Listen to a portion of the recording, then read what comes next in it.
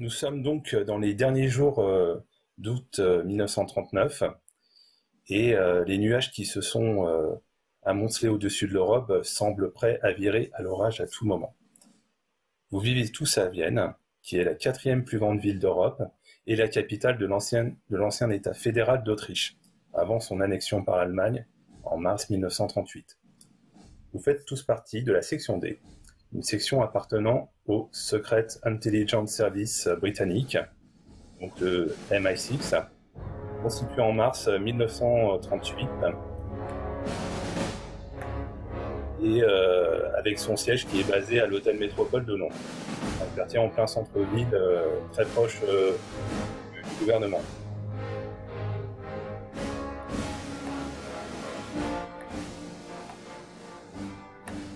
Alors, la section D, elle est dirigée par le major Lawrence Grant, et elle est à l'état embryonnaire.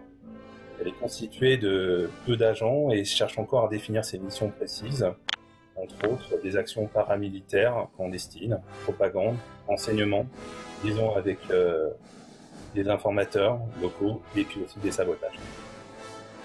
Et hormis les membres appartenant au MI6, l'SIS a vocation à accueillir en son sein des membres d'autres services de renseignement, civils ou militaires, et aussi des membres des forces armées du Commonwealth, mais aussi des civils possédant des qualifications ou des connaissances utiles, après un sévère contrôle de leur background.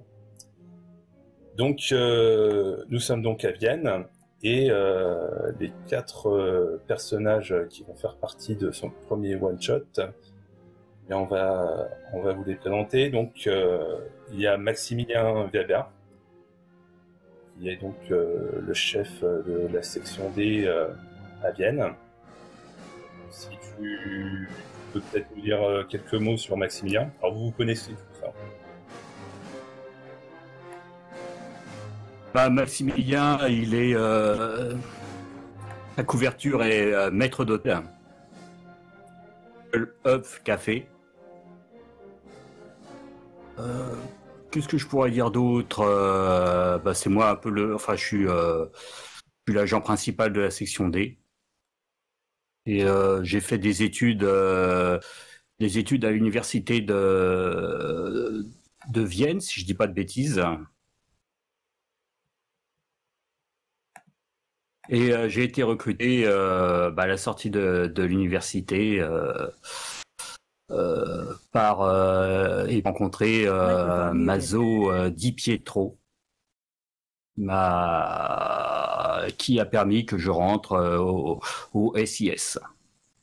Microphone activated. Sinon, je suis quelqu'un d'assez respectueux, assez poli.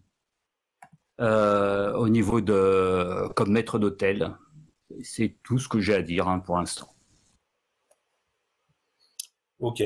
Alors, tu travailles en fait dans un café avec Maso Di Pietro, qui est en fait le gérant du café. Alors, c'est les cafés viennois, c'est une institution à Vienne. Hein. Je vous en dirai un mot tout à l'heure. Et Maso Di Pietro, je vais te laisser te présenter. Oui, Maso, c'est un jeune homme affable qui sait tirer le meilleur des gens qu'il rencontre. Je suis le visage souriant du café et il y a peu de choses qui échappent. Je suis originaire de Londres, j'ai grandi à Little Italy. Ma famille avait fui le régime fasciste de Mussolini, d'ailleurs. Voilà, et effectivement, je suis le propriétaire du café le Google Oops, et je suis aujourd'hui effectivement Google Oops, je crois que j'essaie de bien prononcer, mais c'est pas évident. Ça doit être Google Up, tu sais, comme le gâteau. Ah oui, d'accord. Sinon, effectivement, je suis ami avec Max Weber qui travaille dans mon café, effectivement. Alors, ce qu'il faut savoir, c'est que les cafés viennois, donc, sont, pour l'époque et même à l'heure actuelle, comme je disais, c'est une institution. les tables, elles sont recouvertes de marbre, il y a des miroirs dorés, des énormes baies vitrées. On est loin des pubs irlandais.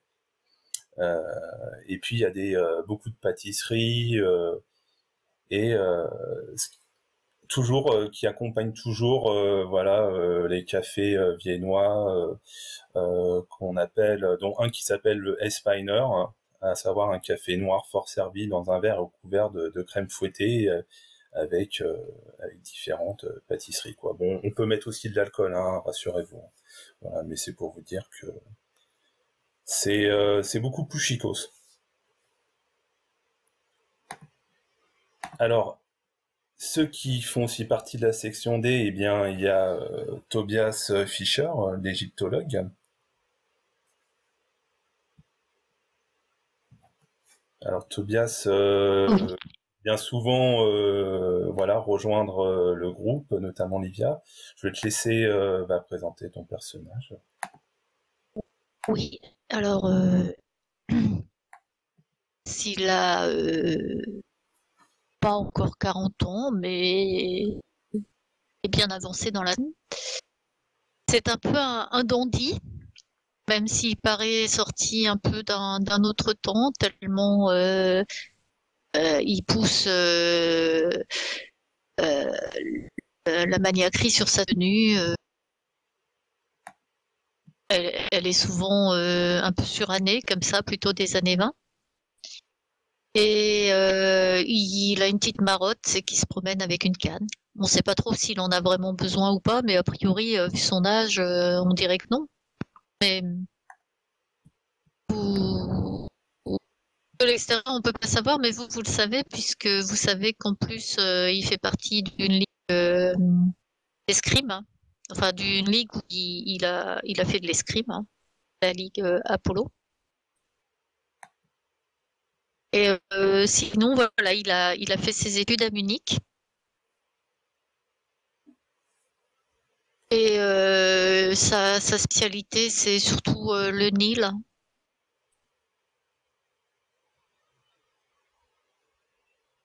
Et il aime bien les gouglops. Et bien pratique.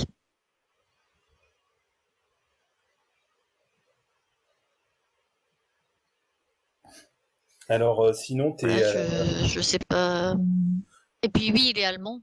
Hein. Pardon, Ouais. j'ai oublié de vous dire. Il est allemand mais pas. Pour ce que vous en savez, il n'est pas franchement adepte de la politique nazie.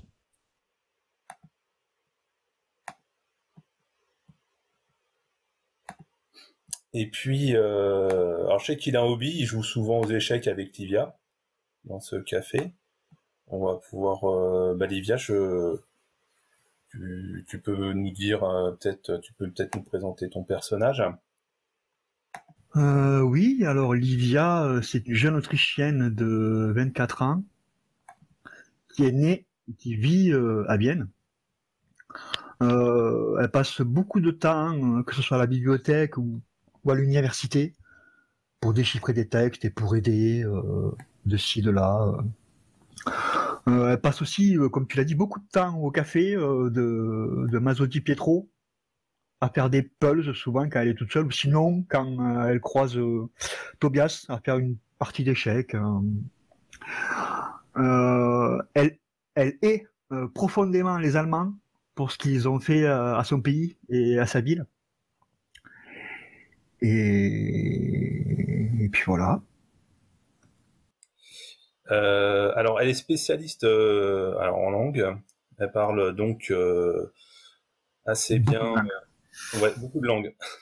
À savoir, évidemment, le français, l'anglais, l'allemand, l'italien, le latin et l'hébreu. Voilà.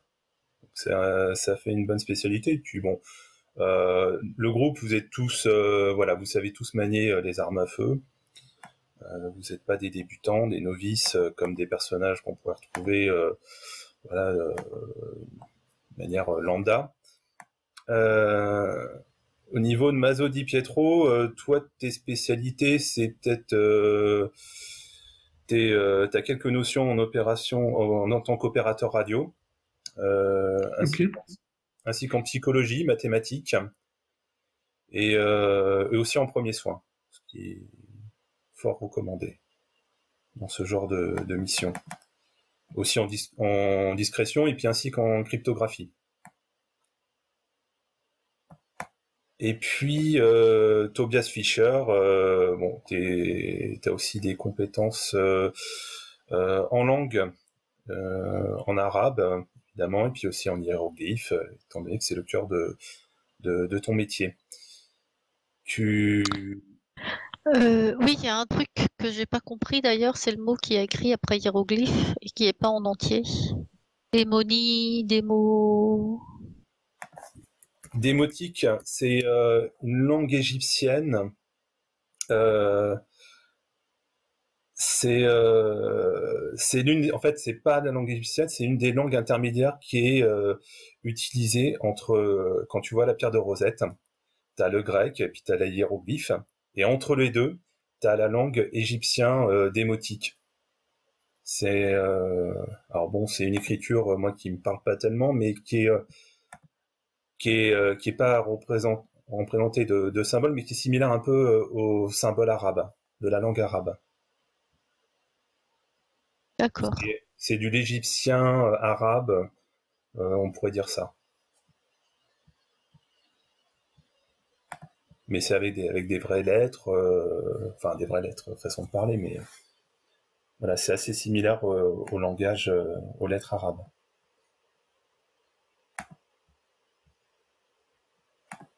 Donc bah, très bien, je vais vous faire quand même un petit speech sur l'histoire de Vienne. Donc, alors, je vais mettre un peu de...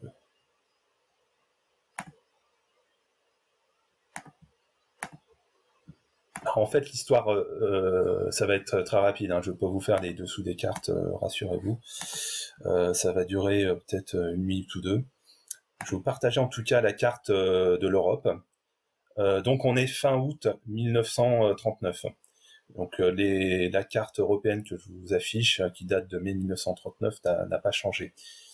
Alors l'histoire de Vienne, donc la capitale de l'Autriche, elle est fortement liée à sa position géographique. Elle est placée en fait sur la grande voie de communication qui traverse l'Europe en longeant le Danube. En 1273, donc Rodolphe de Habsbourg a été élu empereur romain germanique et réclame le duché d'Autriche comme fief. Et ses successeurs s'emploieront à agrandir leur domaine, créant un puissant empire héréditaire. C'est resté le bouclier de l'Occident face aux Ottomans, et il a subi néanmoins plusieurs invasions au XVIe siècle. Et si Vienne résiste au siège, elle doit attendre la défaite finale des Ottomans en 1683 pour se développer pleinement en une ville importante au cœur de l'Europe. Et malgré son occupation par Napoléon, puis la sanglante révolution de 1888, il y a eu beaucoup de communautés en Europe. Il y a eu des Italiens, des Hongrois, des Tchèques, des Serbes et des Croates qui sont arrivés à Vienne, et la population a dépassé ainsi 2 millions d'habitants en 1914. Après, la ville connaît alors une incroyable effervescence créatrice.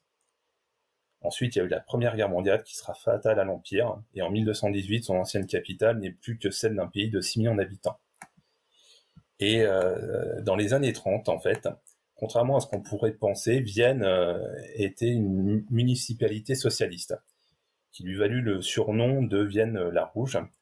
Et malgré ses tentatives de répondre aux problèmes sociaux liés à la crise économique, elle n'arriva pas à empêcher la progression de l'antisémitisme, puis du national-socialisme. Et en 1938, l'Allemagne nazie annexa l'Autriche. Donc à cause de la crise de 29 et puis de leur dépendance économiquement de l'Allemagne, qui n'était pas non plus très très bien, l'Allemagne leur a fait différents chantages, notamment en créant des taxes pour les Allemands s'ils partaient effectuer du tourisme en Autriche. Donc il y a eu pas mal de petits plans voilà, contre les Autrichiens qui ont été mis en place d'une manière à créer le conflit, l'agitation et le doute dans la population. Et il y a souvent eu des affrontements, voire des guerres civiles entre les extrémistes de droite et les extrémistes de gauche, voire les socialistes qui étaient au pouvoir pour arrêter cela. Et donc avec ce désordre, ils en ont profité, ils ont annexé l'Autriche à ce moment-là. Alors il y a eu, cependant, nombreux sont ceux qui partent du principe que l'Autriche se réjouissait à l'époque de devenir, comme il disait à l'époque, l'Ostermark de la Grande Allemagne en 1938. Et il est vrai qu'un bon nombre de personnes s'en satisfont. Et pourtant, à Vienne, dont les tendances politiques ont longtemps porté à gauche, les nazis ont été loin d'être les bienvenus. Et afin de leur montrer leur hostilité vis-à-vis de cette conquête, les citoyens viennois, qui avaient toujours parlé un allemand littéraire, commençaient à utiliser un accent traînant de leur cité et à épicer leur parler de mots dialectaux inconnus des Allemands. Et beaucoup se mettent aussi à porter des costumes alpins en pleine ville. Et pour les hommes, cette tenue comporte donc une veste de chasse faite d'un tissu grossier et renforcé, avec des protège-coudes en cuir, ainsi qu'un petit chapeau vert foncé muni d'un ruban pomme, au bord étroit et arborant à l'arrière une cocarde en poil de chamois. Et donc, c'est une manière aussi de montrer leur identité face aux nazis. Voilà pour ce qui en est. Alors,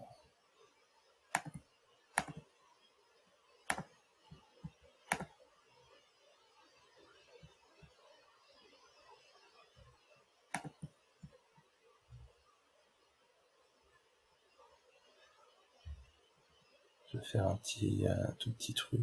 En fait, je la vois pas l'Autriche sur ta carte. Ouais, c'est normal. C'est parce qu'elle fait partie de la Grande Allemagne. Ouais, c'est ça. Mais c'est au sud, à côté de la Suisse, ou je me plante? Ouais, je vais te dessiner.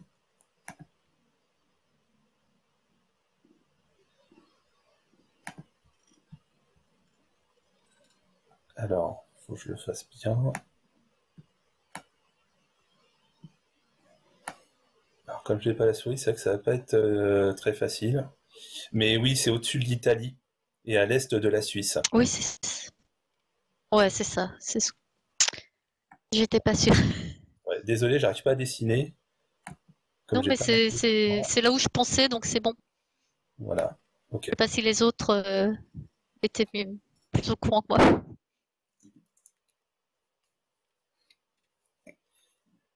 Donc on est fin août 1938. Alors,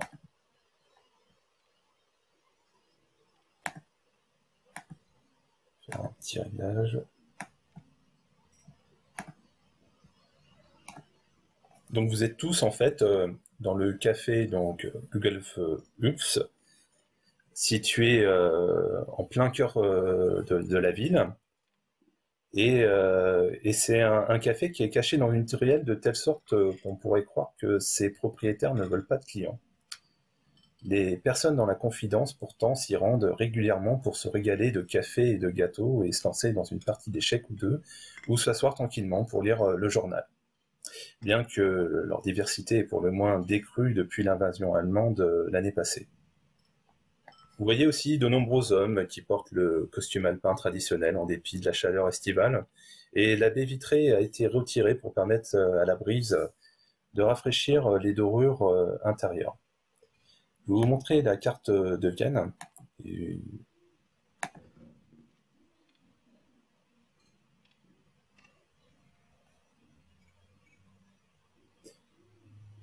Et vous me dites si vous voyez ce que vraiment vous allez pouvoir avoir une petite punaise ou. Alors, je vois la punaise, la carte elle arrive.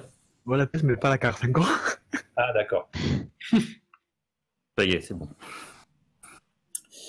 Ouais, ça y est. Et donc Maximilien, toi tu as reçu en fait la veille une lettre d'une ancienne compagne que tu n'as pas vue depuis un moment. Ça fait presque 4 ans en fait. Et tu as été surpris en fait, de recevoir cette note disant qu'elle te rejoindrait voilà, cet après-midi, donc pour le thé, dans ton café. Tu y travailles en tant que maître d'hôtel, histoire de parler du bon vieux temps. Gisola? C'est Et Gisola? ouais, c'est ça. Et la connaissant, vous allez sans doute parler de bien plus que cela. Après, elle n'a jamais été du genre à dire exactement ce à quoi elle pense réellement. Votre relation, elle fut particulièrement forte, même si elle se termina pas dans les meilleures conditions.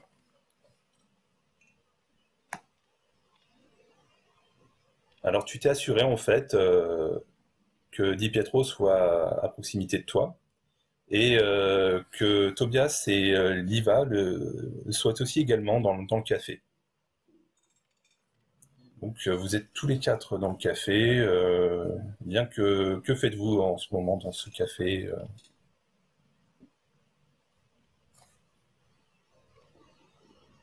Bah, moi, en Bien. attendant, je continue de travailler.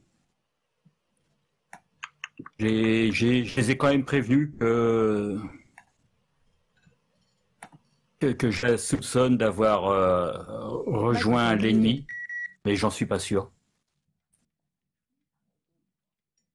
C'est une Microphone Allemande activated. ou... Ouais, c'est une Allemande. C'est une Allemande, d'accord. Maximilien, toi, ce que tu sais, c'est qu'elle vient d'une bonne famille, quoi, assez conservatrice, une famille militaire. Voilà, c'est ce que tu sais de son passé. Mais en effet, tu as des doutes sur le fait qu'elle ait rejoint les services secrets allemands.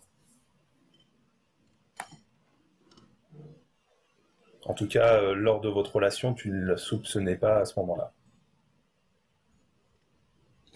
Du coup, c'est le contenu de la lettre qui te fait la soupçonner? Non, c'est une relation que j'ai eue avec elle de longue date. Et notre rupture, notre séparation m'a laissé entendre qu'elle avait des liens avec les services secrets adverses. Bien sûr, ce n'est qu'un soupçon, mais ça reste quand même une possibilité à ne pas sous-estimer. Donc, je vous prierai d'être relativement prudent à ce que vous allez faire ou dire quand elle sera là. D'accord, très bien. Et pourquoi est-ce qu'elle peut vous voir?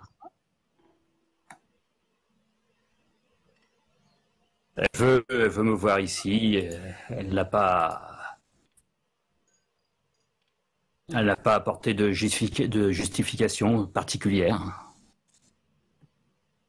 Je verrai bien quand elle sera là. Et de toute façon, vous vous connaissez, mais elle ne nous connaît pas à nous. Non. Non, nous étions ensemble à une époque.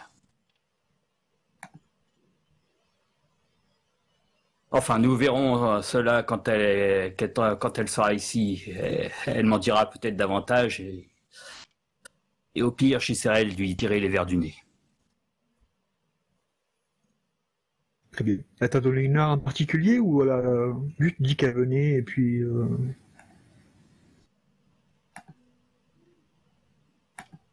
Bah, je suppose qu'elle nous a donné une heure. Oui, elle t'a dit qu'elle arriverait en début d'après-midi. D'accord, et là on est en quoi? On est dans la matinée? Non, il est à peu près 13h, D'accord. 13h45.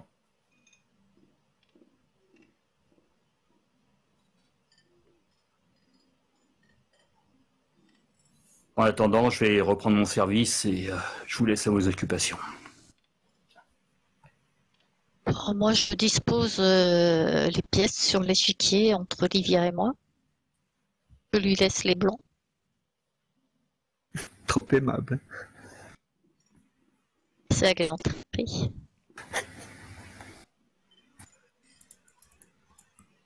On peut commander quand même quelque chose, non, à boire, un petit gâteau. Bah, moi, je dispose les pièces sur l'échiquier entre Olivia et moi. Je lui laisse les blancs. C'est à galanterie. Un petit gâteau. C'est à galanterie. On peut commander quand même quelque chose, non, à boire, un petit gâteau. bien sûr. Enfin, Le coup club. Je vous amène ça tout de suite. Merci. toi, Mazo, tu es où? Tu es en cuisine? Ah, je suis à la caisse. Hein. Je suis à la caisse. Hein.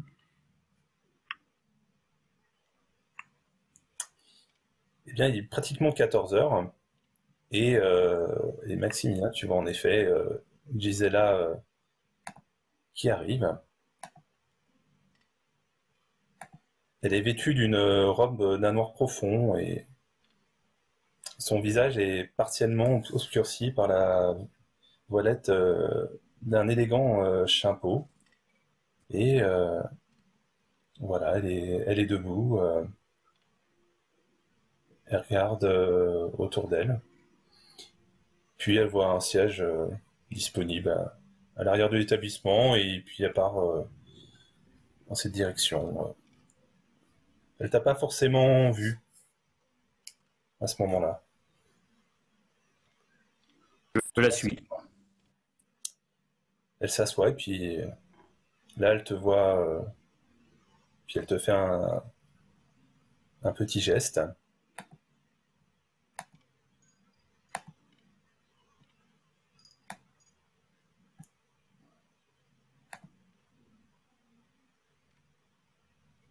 Bonjour Gisela. Ça fait longtemps. Bonjour Maximilien. Euh, Eh bien, dis-moi, je prendrais bien une petite tasse de thé, s'il te plaît. Et puis ensuite, on pourrait peut-être discuter un petit peu. Je vais t'apporter la tasse de thé. Je vais chercher la tasse de thé et j'en prends un café pour moi. En même temps, pour pouvoir m'installer à sa table et discuter avec. Quand tu arrives vers elle, tu vois qu'elle vérifie légèrement son apparence dans un miroir. Euh, et puis, elle s'applique une nouvelle couche de rouge à lèvres. Hein. Moi, du coup, en voyant ça, je vais remplacer Max. Je vais m'occuper du service en salle.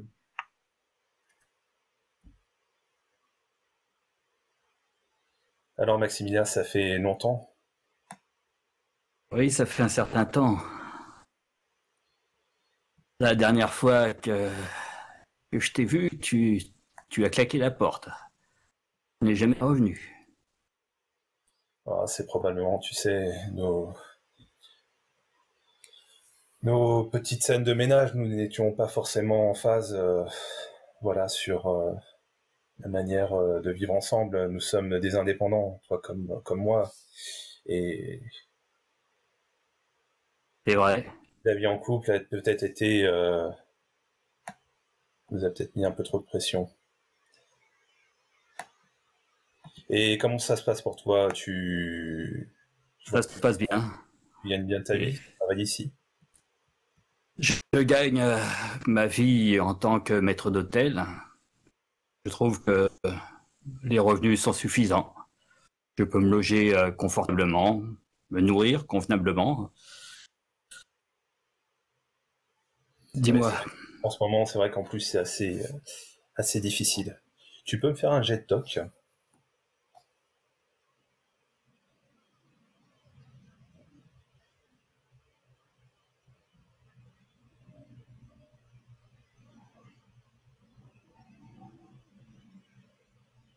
C'est raté. Alors, tu vois qu'en fait, elle essaye, elle a mis un peu trop de maquillage, quoi. Mais bon, t'arrives pas, voilà, c'est tout ce que t'arrives à observer au niveau de son apparence. Mais tu vois qu'il y a quelque chose qui est pas anormal au niveau de la quantité de maquillage. C'est pas quelque chose de discret, hein, ce qu'elle a mis. On a l'impression qu'elle a voulu, je sais pas, atténuer peut-être quelque chose. Enfin, je ne sais pas. Peut-être se donner un meilleur sourire, un meilleur teint. Tu ne saurais. Et toi, Gisela, est-ce que ça va? Là, tu vois qu'elle commence à avoir les yeux larmoyants et tu sens que bon, elle a envie de te prendre la main, mais voilà, elle fait un geste, mais elle se retient, voilà, elle retient la main quand même. Et voilà, en fait, je vais être sincère avec toi. Il y a une semaine, je suis désolé de dire ça, mais j'ai un fiancé. J'ai eu un fiancé pendant quelques temps et malheureusement, on l'a retrouvé mort suite à un accident dans la montagne, dans le massif de Wienerwald. Alors ça se trouve à 30 km de Vienne. Et en fait, je suis venu à Vienne préparer ses funérailles et récupérer ses affaires.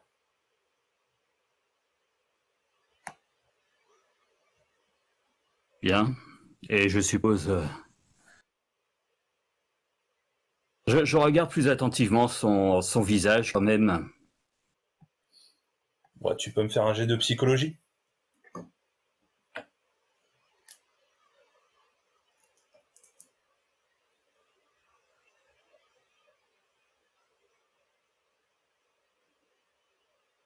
Je lui pose quand même ma main sur sa main, en voyant qu'elle avait hésité tout à l'heure. Et À gauche et à droite, et elle retire sa main. Il faut être prudent, Maximilien. bien.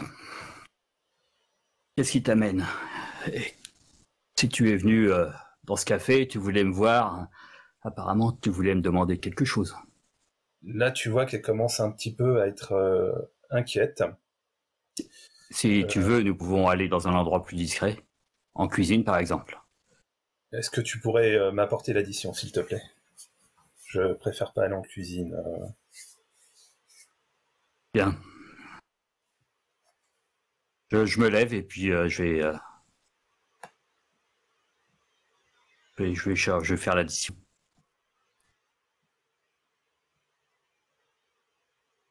Vous voyez en tout cas tous qu'elle est assez stressée. Elle agite la jambe. Je reviens, je lui apporte l'addition.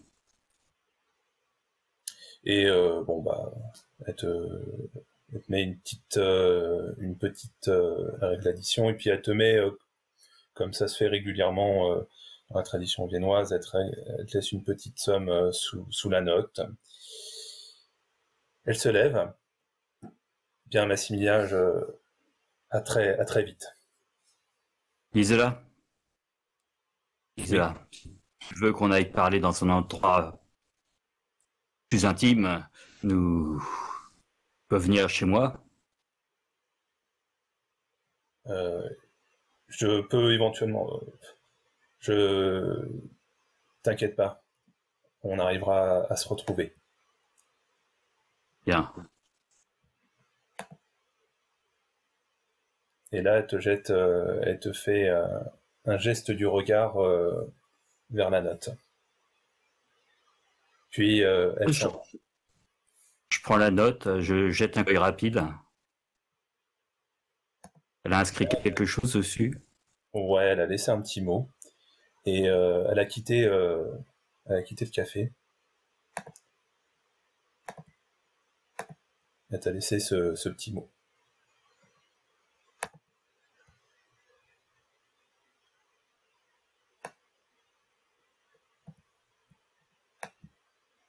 Je regarde quand même dans la salle, voir si quelqu'un pourrait avoir un air suspect. Quelqu'un qui serait rentré un peu après Gisela. Tu peux me faire un jet de toc.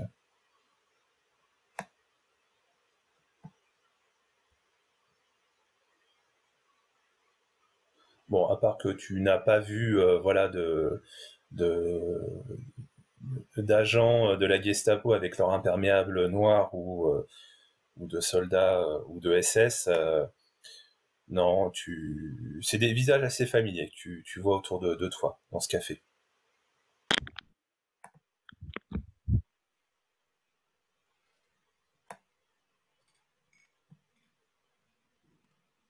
Bien, je retourne reprendre mon service.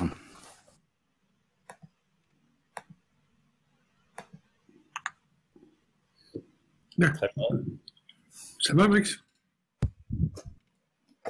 C'était de Gisela, je t'en avais parlé il y a Microphone muted. quelques années quand on s'est rencontrés. Ah oui, effectivement, je m'en souviens.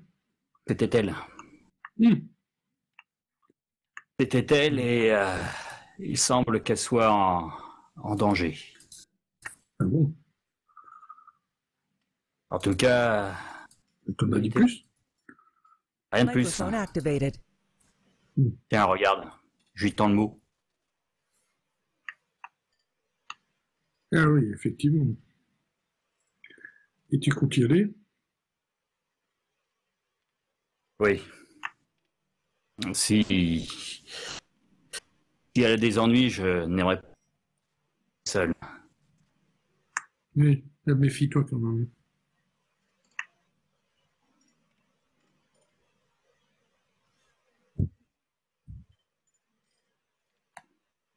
Il y a un parc des attractions, c'est À Vienne, ouais, tu as un énorme espace vert, en fait, ouais. qui est situé à l'est du centre-ville, le long des berges du Danube.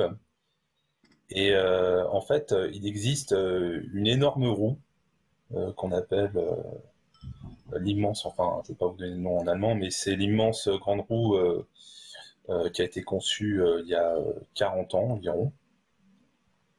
Et il est coutume à Vienne de se promener dans ce grand parc le soir après dîner. Et il y a en effet une fête foraine et des cafés installés sous des arbres illuminés, qui est une destination assez convoitée par les Viennois.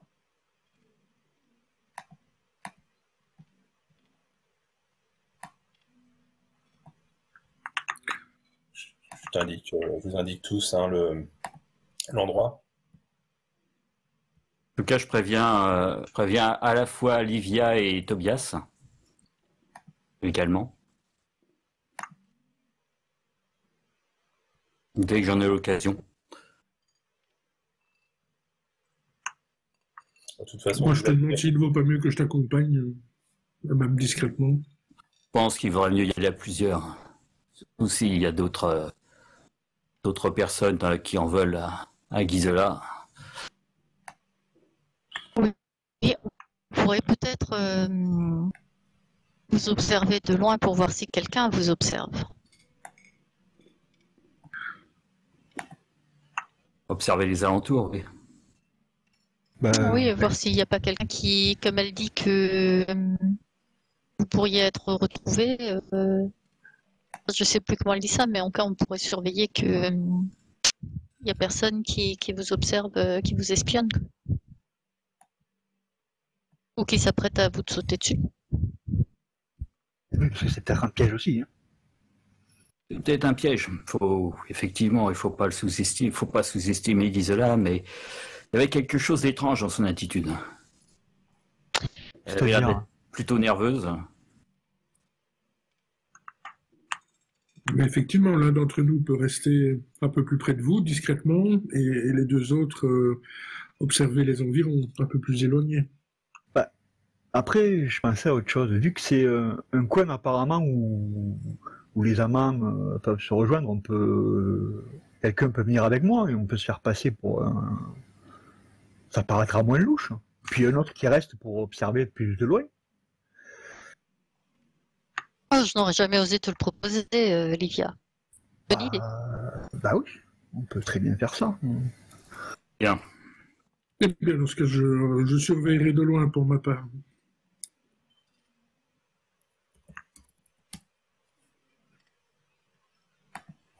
Alors, vous avez dans ce café, hein, vous pouvez aller tout à fait en cuisine, voilà, vous isoler pour discuter discrètement. Vous avez aussi, alors, je vous dis ça aussi parce que c'est le début, vous avez aussi des armes, hein, donc chacun, vous êtes chacun équipé d'une arme. Maximilien, tu as un Walter PPK. Mazzo Di Pietro un Beretta M 1935. Et Walter PPK aussi pour Livia, et ainsi que Tobias. Et puis une canne épée, en bonus. Après, si vous souhaitez d'autres armes, voilà, vous me le dites, il n'y a pas de problème. Un char d'assaut, ouais, on peut ou pas? Pas maintenant. On va attendre quelques jours. Hein. Et en Pologne, ça pourrait être négociable. Ouais, ça pourrait être Ce que je voulais dire, c'est on y va armé ou pas ce soir, du coup? Bien sûr. Ah, je crois qu'il vaut mieux, oui. Au moins un revolver, hein, on peut le cacher discrètement.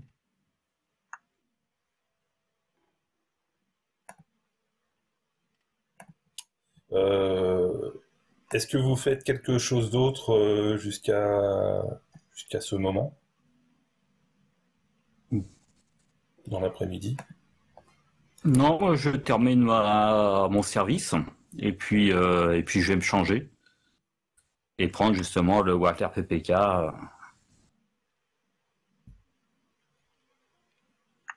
Au cas où. Moi, j'organise mon absence avec le reste du personnel pour prendre le relais de la caisse et du service lorsque nous serons absents. Et puis moi, ce que je propose, c'est qu'on y aille un peu plus tôt, histoire de prendre un peu la température des lieux. Alors c'est pas très très loin, hein, Ouais. c'est environ à plusieurs centaines de mètres, c'est à 600 mètres à peu près, 700 mètres. Donc voilà. Au niveau transport, évidemment les habitants sont assez pauvres, hein, donc ils n'ont pas forcément une voiture. Hein. Ils se déplacent donc tous à pied ou ils peuvent cependant emprunter un tramway aussi. Donc il y en a un qui fait en effet le trajet du centre-ville jusqu'à un point d'arrêt au Grand Parc. Et puis sinon il y a aussi des petits fiacres traditionnels avec leur conducteur en uniforme aussi, si vous le souhaitez.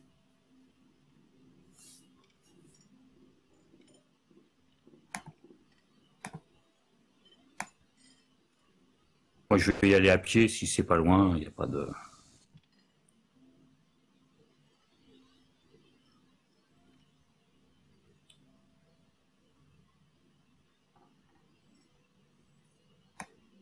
Vous décidez d'y aller vers quelle heure? 19h, c'est ça? 20h? Ouais, 19h. Ce sera très bien. Ok. Donc il fait assez beau. Enfin le temps, il n'est pas du tout pluvieux. Il fait assez chaud.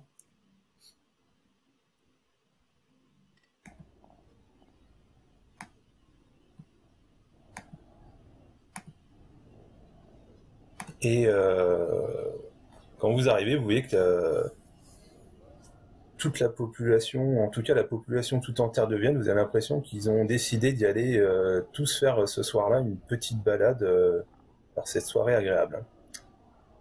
Quand vous arrivez, vous entendez la musique des différents groupes jouant dans le Grand Parc et qui rivalisent d'ailleurs avec le son des orgues à vapeur et des bonimenteurs de foire. Vous ne pouvez pas du tout manquer la grande roue, qui s'élève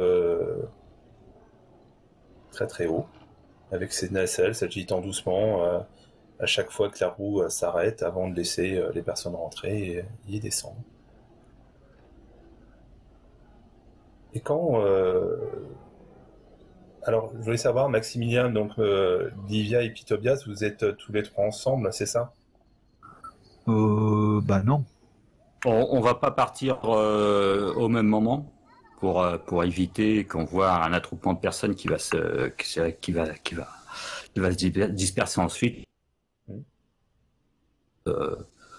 à des moments différents de toute façon du café.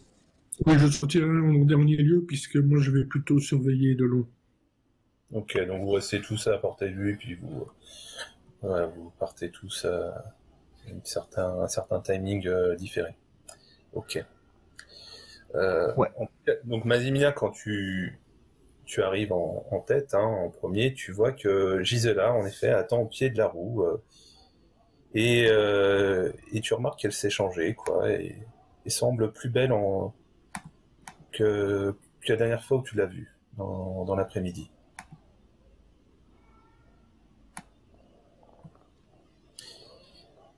Elle te fait en tout cas un grand sourire. Voire même elle vient vers toi et elle t'accueille chaleureusement et jusqu'à oser un baiser sur ta joue.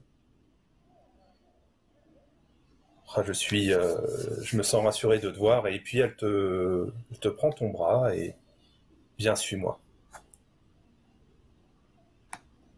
Je me laisse faire, hein, je la suis. Elle t'amène un peu plus loin, à un petit café. Tiens, on peut s'installer là si tu le souhaites.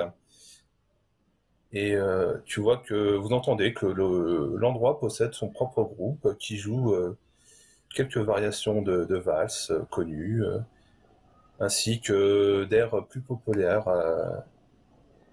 de 1939. Et autour de vous, il y a une clientèle assez bruyante, et certains vont jusqu'à danser. Et tiens, si nous dansions, Maximilien. Eh bien, je vais danser avec elle. Eh bien, allons-y, Gisela. Allons danser.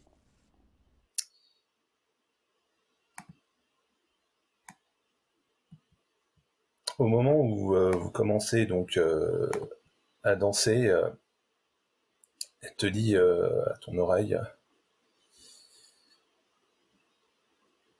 son corps, tu sais, au sujet de mon fiancé qu'on a retrouvé mort, et là commence son visage se décompose, quoi. Elle commence à se tu l'entends qu'elle commence à pleurer. Voilà, son corps gelé a été retrouvé le jour par des promeneurs dans le massif où je t'ai dit, là où je t'ai indiqué l'endroit, et selon la version officielle, il aurait péri dans une tempête et il n'aurait pas eu apparemment avec lui un équipement approprié. Mais pour moi, cette mort est tout sauf accidentelle. Elle présente beaucoup trop de similitudes avec celle d'Otto Rahn, qui était en fait son mentor. C'était un écrivain et un archéologue allemand, et sa mort est survenue moins de 6 mois auparavant. Et Erich Mann, donc mon fiancé, mon ex-fiancé malheureusement, lui avait fait part de ses inquiétudes sur ses récents travaux. Et suite à des recherches qu'il avait effectuées aux archives de la DOG, il a été... Alors la DOG, vous savez pas, hein, mais c'est enfin, si vos joueurs le savent, c'est la société allemande d'Orient, qui est la société la plus ancienne d'Allemagne, qui se consacre aux études orientales, scientifiques, archéologiques, en lançant des expéditions dans le Moyen-Orient. Et suite à cela, donc, la DOG a commencé à se montrer... les personnes de la DOG ont commencé à devenir un peu, de ce qu'il me disait, méfiants par rapport à lui, par rapport à ses recherches qu'il effectuait au sein de la DOG. Et il cherchait apparemment certaines archives, je ne sais pas. Et il s'est fait convoquer pour qu'il lui donne des détails sur ses recherches. Et suite à cela, il a commencé à se sentir menacé. Il en a parlé à ses collègues. Et personnellement, je crois qu'en fait des forces souterraines opèrent secrètement au sein du Reich, même si voilà, je n'ai pas la moindre idée de quoi et de qui est derrière tout cela. Et donc je suis là à Vienne actuellement pour tenter de découvrir la vérité sur sa mort. Et si c'est réellement fait assassiner, je compte me venger pour ce qu'ils lui ont fait. Et pourquoi veux-tu... que veux-tu que je fasse? Comme, comme tu sais que j'ai très peu de marge de manœuvre. Si c'est les services secrets qui sont derrière allemands, ou je sais pas, d'autres personnes derrière les comités scientifiques, voire les nazis, étant donné que je travaille quand même, comme tu le sais, on va pas se mentir, je travaille pour les services secrets allemands. Je, je ne peux pas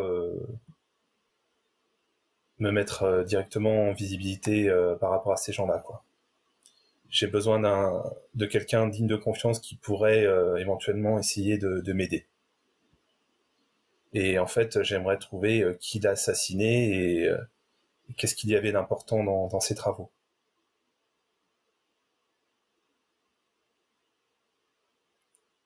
Ton fiancé, il habitait où?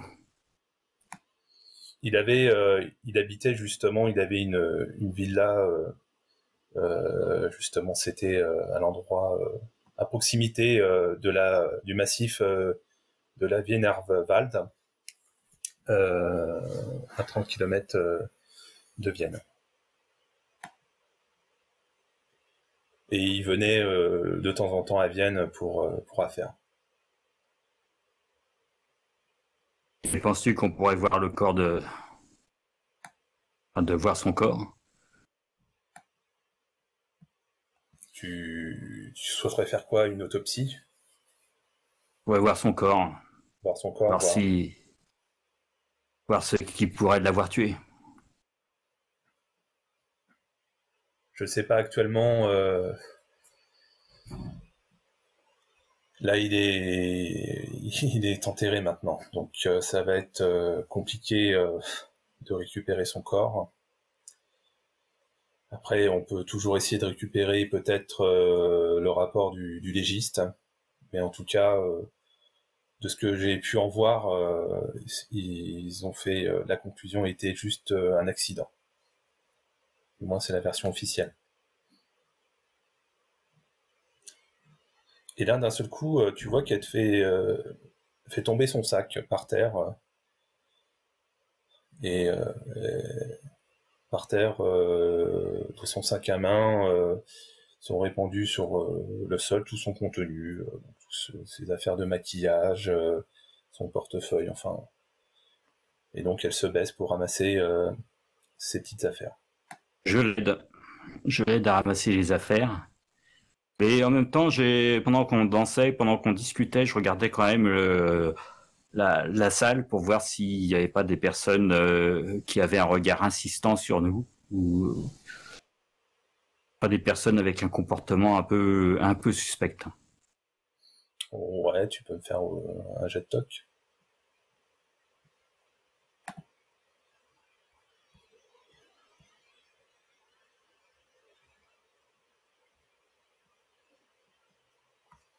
Tu vois, en effet,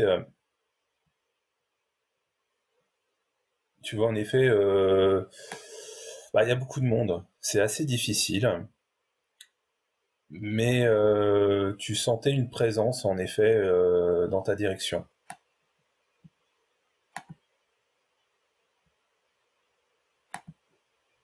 En tout cas, bon, t'as repéré cette personne qui t'observait depuis un moment.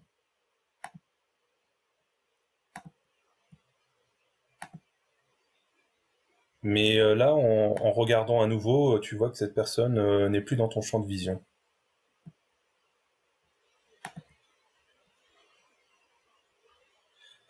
Mais en tout cas, tu saurais... Tu as dû...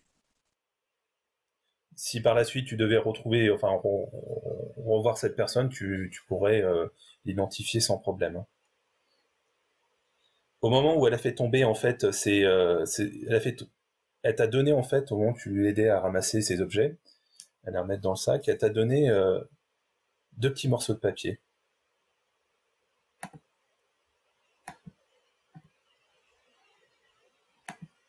Et donc, vous remettez toutes ses affaires dans son sac. Et puis, donc elle se lève. Je peux compter sur toi, Maximilien? Tu peux compter sur moi, De toute façon, Gisela. je saurais te retrouver au café si j'ai besoin de toi. J'ai une dernière question. Est-ce que tu nous as donné l'endroit où il habitait et l'endroit où il travaille? Où il travaillait, en tout cas. C'était un chercheur, donc il travaillait chez lui, et il allait de temps en temps, en effet, De la dog. à la Dog, mais qui est basé à Munich. Il est allé une fois. Sinon, il va aussi des fois dans certaines universités, voilà, pour récupérer des revues, des résultats de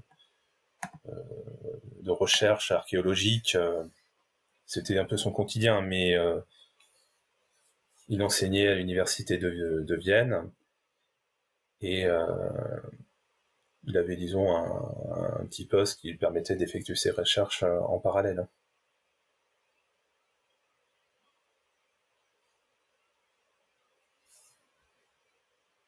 Donc on a l'adresse où son ex-fiancé résidait de toute façon. Oui, dans le massif, oui, tout à fait. C'est loin ou pas de Vienne? À 30 km. D'accord. Bien, Gisela, on ira jeter un coup d'œil dans sa résidence.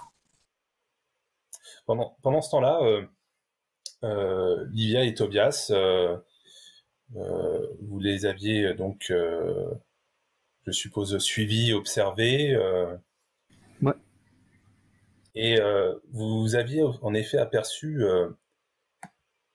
aussi, vous, une personne qui avait l'air de le suivre, en tout cas, depuis la Grande Roue jusqu'au café. Je vais vous montrer son visage.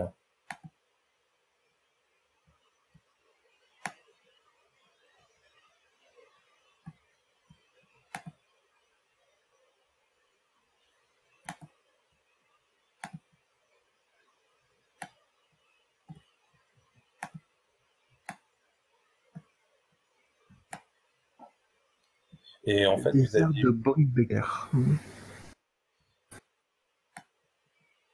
Voilà, vous avez vu cette personne, en tout cas, visiblement, qui avait en tout cas un journal avec lui, et qui s'était installé sur un banc. Il est toujours là. Alors vous le voyez toujours, ouais. Du coup, si jamais on voit que Max ressort, on va attendre pour voir s'il continue à le suivre ou pas. Enfin, je sais pas ce que Tobias en pense, mais... Microphone muted. Oui, oui. Faut qu'on soit discret.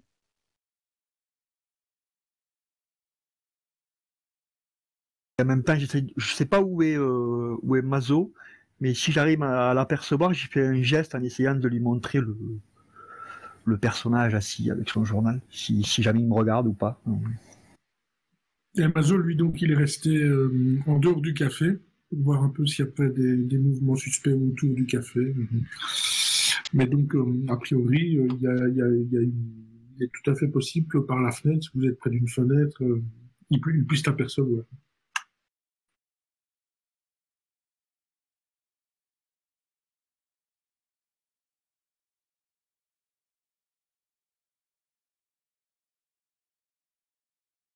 Microphone activated.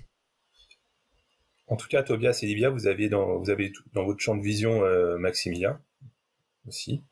Vous le voyez danser et ramasser des affaires à Gisela. Et puis, vous voyez cet homme qui commence à s'éloigner.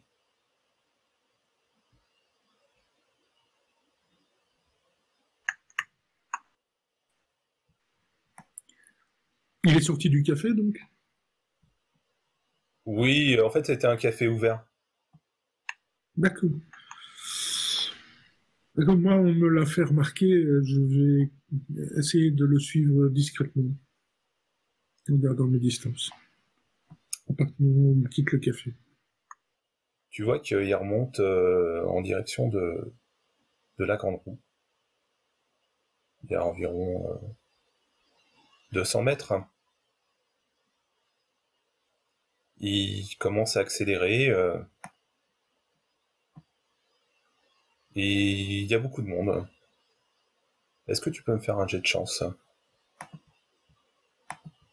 Oui. Je suppose que tu le suis en gardant le même rythme de vitesse que lui. Voilà. En gardant mes distances.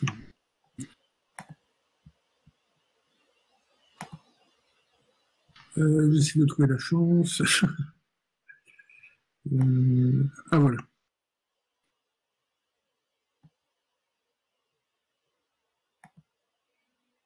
Donc il y a en effet beaucoup de monde, mais tu arrives à éviter sans problème les différents obstacles, on pourrait dire. Et une fois au pied de la roue, lui, il rejoint une personne que tu n'as jamais vue. Hein. Je vais te montrer sa photo.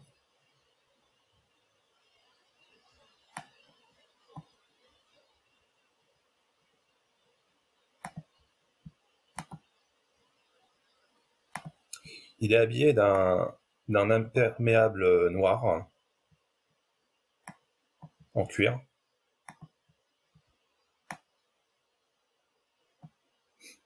Avec t'arrives à distinguer, en tout cas au loin, visiblement, le style d'uniforme SS, du moins de la Gestapo.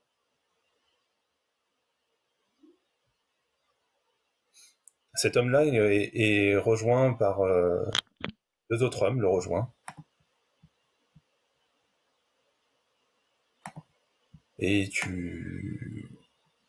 voilà, ils discutent entre eux. En tout cas, il y a beaucoup de bruit entre toi et eux, et tu as du mal à entendre ce qui se dit. Mm-hmm.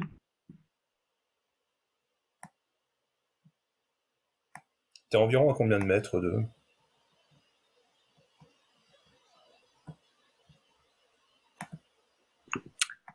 Dans le suivant, j'ai bien dû laisser, à mon avis, facilement 10-15 mètres. Hein. Vraiment le suivre de loin. Quoi.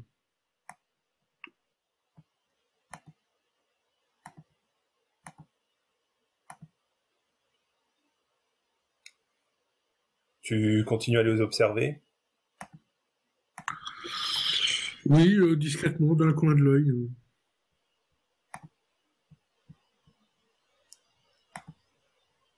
Ça dure environ 2 minutes. Et il commence à repartir au nord du parc.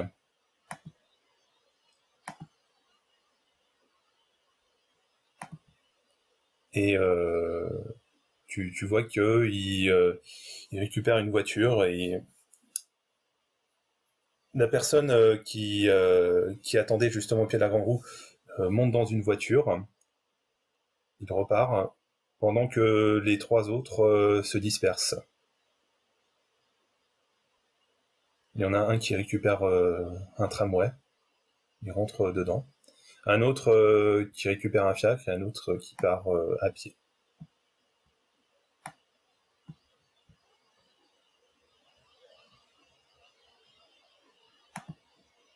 Je vais sans doute de nouveau filer celui qui repart à pied, en fait. De nouveau, de loin.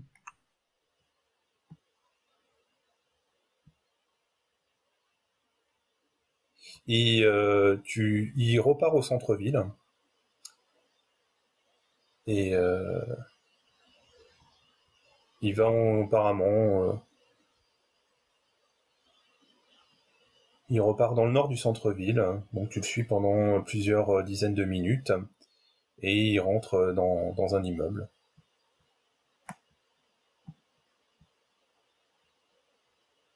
dans un quartier. Alors c'est pas le centre-ville, c'est au-dessus, c'est au nord du centre-ville, dans des quartiers un peu plus populaires. Il arrive dans un immeuble et quand tu arrives, tu vois que cet immeuble en fait c'est un petit hôtel.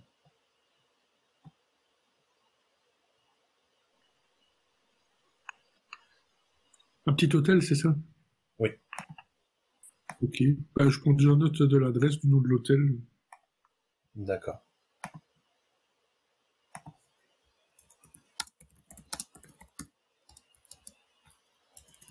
Pendant ce temps-là,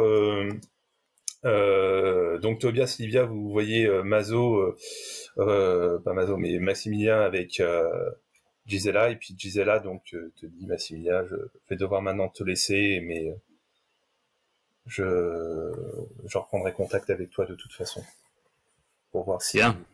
tu as pu avoir quelques éléments. En tout cas, je t'en suis infiniment reconnaissant. À très Ce vite. sera toujours. À très vite, Gisela. Je la laisse partir. Je la regarde quelques instants et puis je fais demi-tour. Ou plutôt non, je vais aller prendre un verre au bar.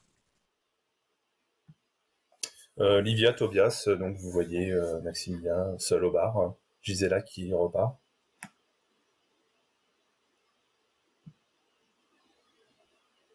On attend un petit peu quand même pour voir s'il n'y a pas quelqu'un d'autre que nous qui observait ça.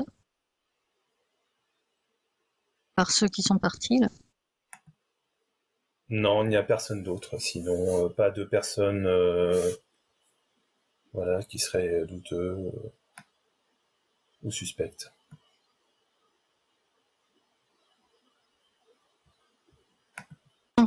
Je peux même pas trouver un prétexte pour embrasser Livia. On va voir Max pour lui. Ouais. Ouais, vas-y.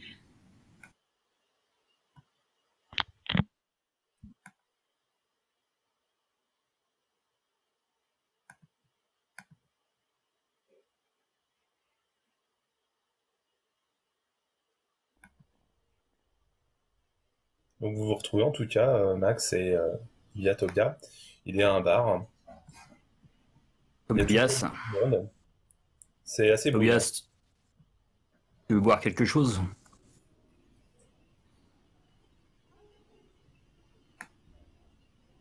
Oui, un schnapps. Un schnapps.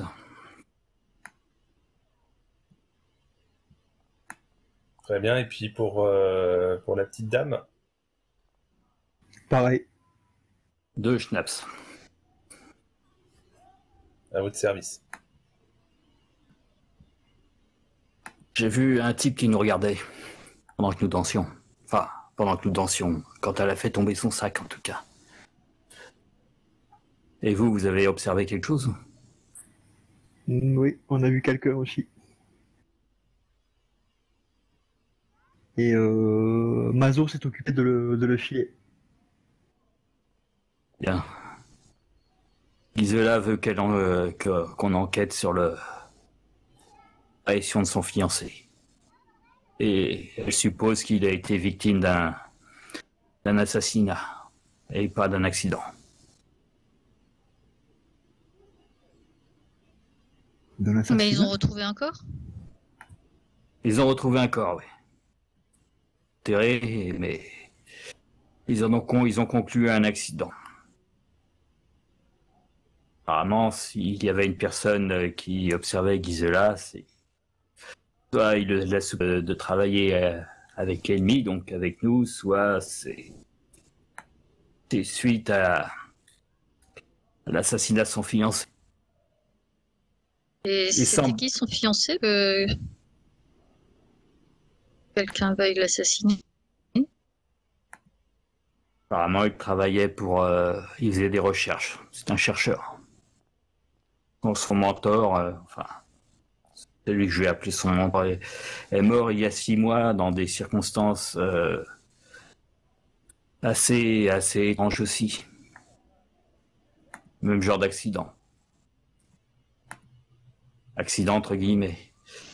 Je ferai quand même mon rapport. Hein. Et Signaler. sur Oui. sur PNC, il travaillait où? Je sais que il faisait des études, il travaillait en tout cas chez lui. Il faisait des études scientifiques. Apparemment, il me semblerait que ce soit de l'archéologie, dans le genre. Nous en apprendrons plus quand nous irons voir à son domicile. Mais est-ce qu'il Il travaillait s'appelait comment?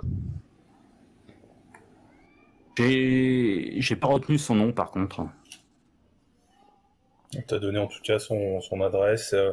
Et oui, son nom c'est Elrichman. Et moi, ça me dit quelque chose dans le monde de l'archéologie? Alors toi, ça te dit quelque chose en effet, quand il t'en parle. Euh, tu le connais en tout cas.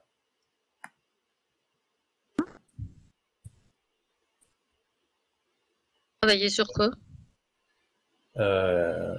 Tu l'as souvent rencontré euh, dans, dans un club à Vienne où tu fais partie, un club de lecture, et tu l'as croisé de temps en temps. Il s'appelait en effet, alors son prénom c'est Boto Elrichman. Et tu l'avais connu lors de conférences et de rencontres dans un club de lecture. Vous étiez tous les deux, d'ailleurs toi tu es toujours membre. Ça fait longtemps qu'il est plus venu? Non, justement, c'est tout récent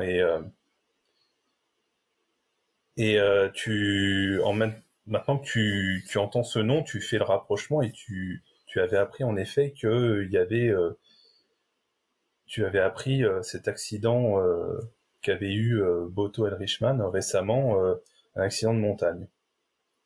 Alors que toi, personnellement, tu l'as toujours vu comme étant un marcheur expérimenté et assez prudent.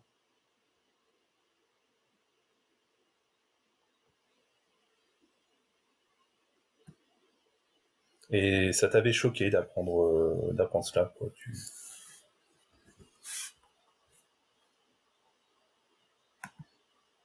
Ouais, et je sais pas sur quoi il travaillait, quoi. Il t'avait fait part. Il était assez discret sur ses travaux, mais tu sais qu'il essayait de trouver des informations sur une pierre en Égypte.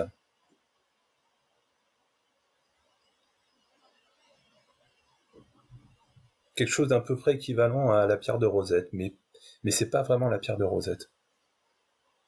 Mais il n'est pas rentré plus dans le détail.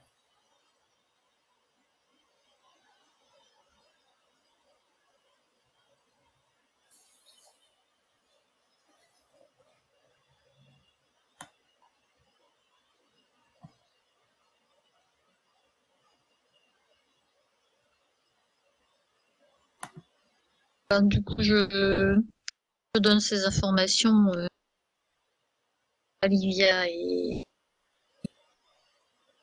Max.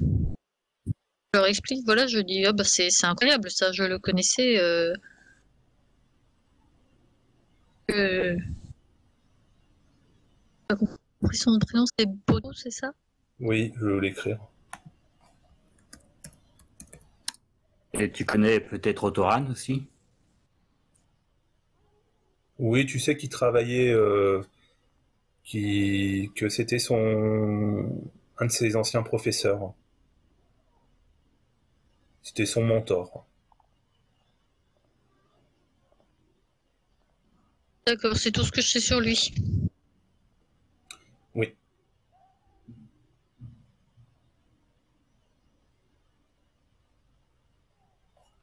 En tout cas, j'ai eu confirmation que Gisela travaillait pour les services secrets allemands.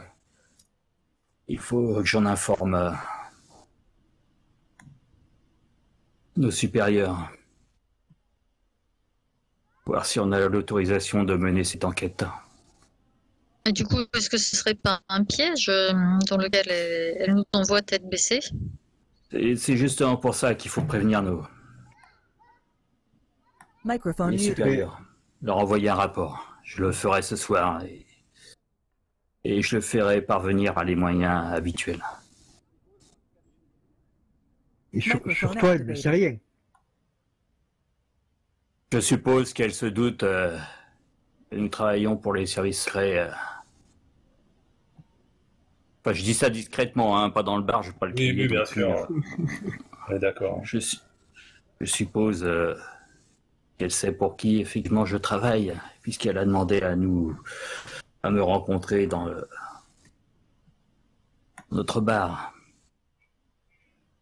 Et elle ne se serait jamais adressée à moi autrement. Alors pour communiquer, en effet, à l'époque, voilà, on pouvait pas forcément prendre son téléphone et puis appeler tout de suite sa hiérarchie. Il y a en tout cas des systèmes de transmission qu'utilise Maso Di Pietro et avec du codage qui permettent de communiquer avec la Suisse et ensuite de servir de relais. Alors soit directement par des ondes radio avec des dispositifs de sécurité, on va dire de brouillage, comme ça se faisait à l'époque, et de code derrière. Voilà. Après, ce qu'il faut savoir, c'est que les Allemands, ils étaient hyper en avance sur le codage au niveau transmission des infos, bien plus en avance que le gouvernement anglais. Donc il y a un risque en effet pour que les informations puissent être récupérées entre-temps. Mais là, à l'heure actuelle, ça, c'est tout à fait possible, quoi. Donc tu vas pouvoir communiquer avec ta hiérarchie et l'information, par contre, tu l'auras pas forcément tout de suite. Tu n'auras pas forcément, ce sera pas un échange fluide comme on pourrait l'avoir. Mais c'est au moins pour leur dire, bah voilà, on part enquêter sur cette voilà, piste. Pour avoir le go officiel, ouais. Ok.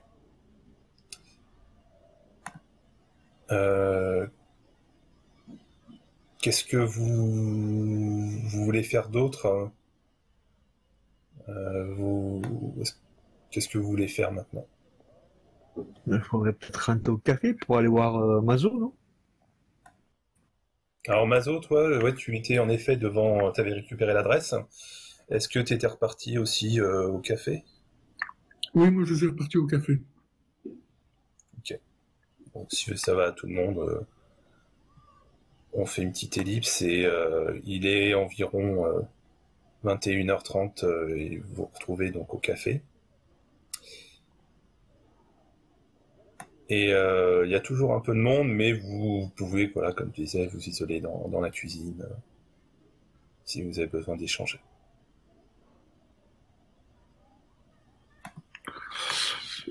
Je dis aux autres, ouais, c'était bien vu, la personne que vous m'avez indiquée, je l'ai suivie, et elle a rejoint un gars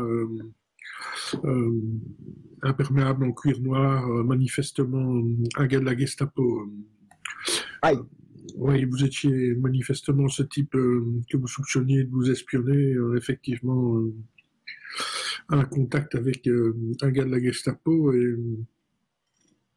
et 3 gars sont venus les rejoindre, mais ils sont tous repartis dans leur coin. Il y en a un qui est reparti à pied, et celui-là, j'ai réussi à le suivre jusqu'à un hôtel dont j'ai noté l'adresse. Je ne sais pas quel est son rôle exactement. Mais manifestement, il y a une mèche avec les autres. Bref, il s'agit d'être prudent dans cette affaire, parce que manifestement, la dame en question, elle est déjà suivie, elle est déjà tracée par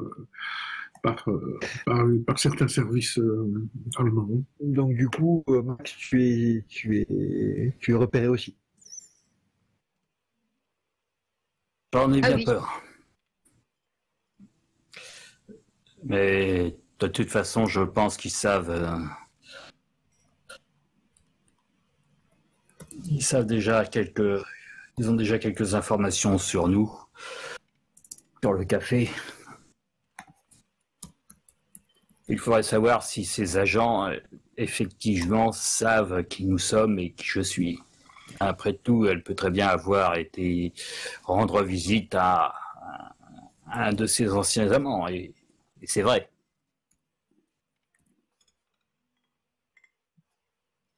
Les services Oui, surtout secrets, après la mort de son fiancé.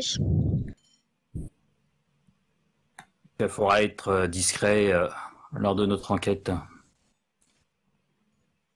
Dès que nous aurons transmis le message, nous irons dès demain enquêter chez ce L. Richman.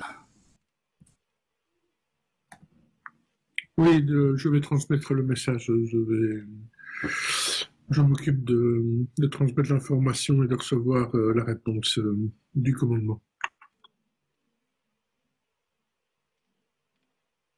Il ne faudrait pas non plus travailler pour les services secrets allemands.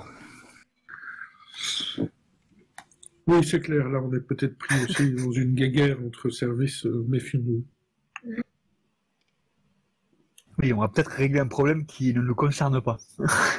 Et d'ailleurs, est-ce que, en tant que... Comme je fréquentais un petit peu Boto, est-ce que je savais s'il avait une fiancée ou... Tu vois, parce que peut-être qu'elle nous mène en bateau, quoi. Alors, elle, en tout cas, dans le club, où tu le rejoignais, hein, il venait souvent seul. Et sinon accompagné d'un ou deux collègues. Mais sinon, jamais de la présence d'une femme. D'ailleurs, il n'y avait pas de femme dans ce club.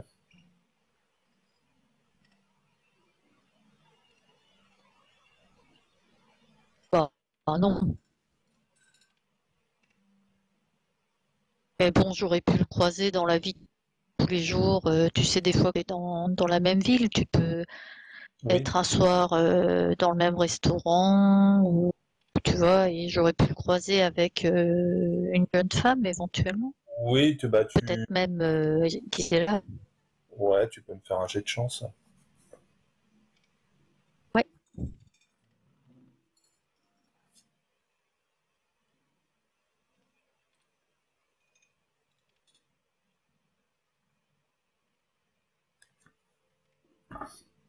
Ouais, normalement c'est 45 puisque les 10 c'est 0.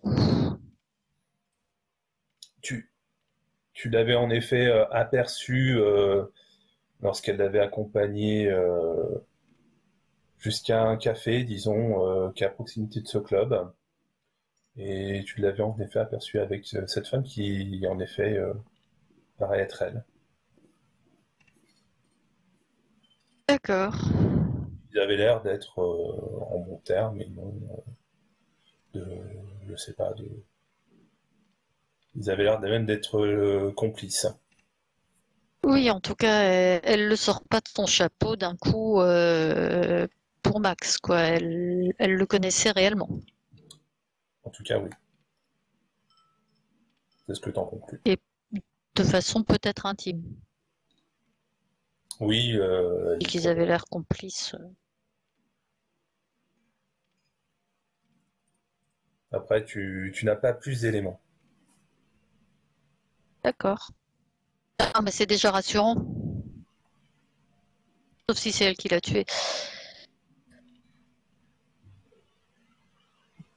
Alors, vous sentez tous les quatre une odeur de citron. Et vous regardez tous, et ça provient de Maximilien.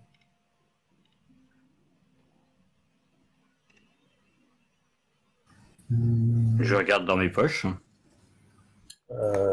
Quand tu regardes tes poches, tu retrouves les deux morceaux de papier qu'elle t'avait donné justement quand elle avait fait tomber son sac avec toutes ses affaires au parc. Et elle t'avait laissé deux morceaux de papier que tu avais récupérés. Vierge. Alors, ils ne sont pas vierges, justement, il y a... c'est en fait deux pages. Je vais vous les partager. Ah, mais si ça sent le citron, faudra peut-être les chauffer. J'ai penché à l'encre invisible. Ouais. Sinon, tu sautes dessus.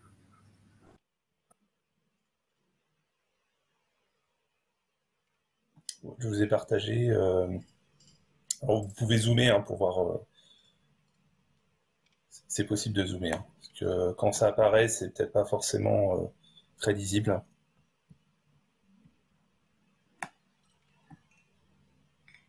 Bon, je suppose que vous n'allez pas le lire à haute voix dans la partie, mais voilà, vous pouvez, il y en a un de vous quatre qui peut les lire. Moi, je la vois pas. Donc, c'est simple. Ma très chère G, permets-moi d'abord de m'excuser d'être petit si abruptement. Tu dois bien comprendre que si les circonstances avaient été différentes, je ne serais jamais senti obligé d'agir ainsi. Si je t'ai blessé, je pardonné, car cela n'a jamais été mon intention. Les dernières semaines se sont montrées particulièrement difficiles pour mon travail. Si à percer le mystère des archives, cela a provoqué en contrepartie d'interminables réunions auxquelles j'ai bien dû me soumettre. Tout cela m'a forcé à mettre enfin de l'ordre dans mes affaires et à me préoccuper de mon avenir. Et dès que quelque chose devait m'arriver, je veux que tu saches que je t'aime. Bien à toi, ton B.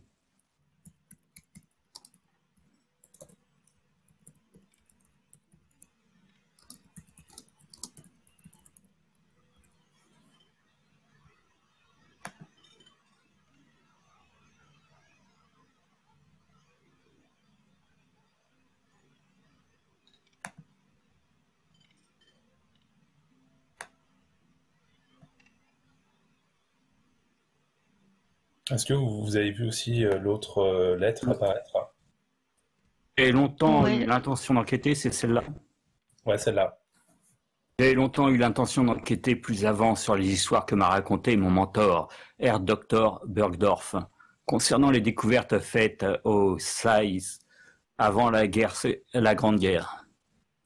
Désormais, grâce à l'intéressant pour notre histoire et notre héritage germanique, j'ai l'impression que le moment est venu de me lancer dans ce voyage, peu importe où cela me mènera.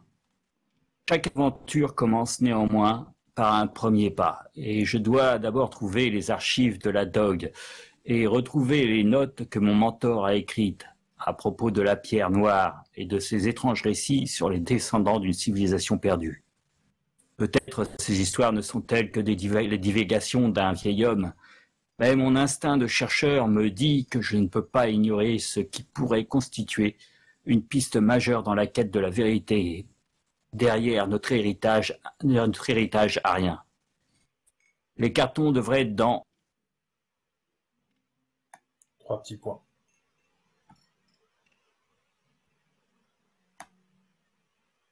Alors, Tobias, quand tu vois, il parle à un moment donné de Saïs, des découvertes faites à Saïs. Saïs, c'est en Égypte. C'est une ville qui se situe entre le Caire et Alexandrie.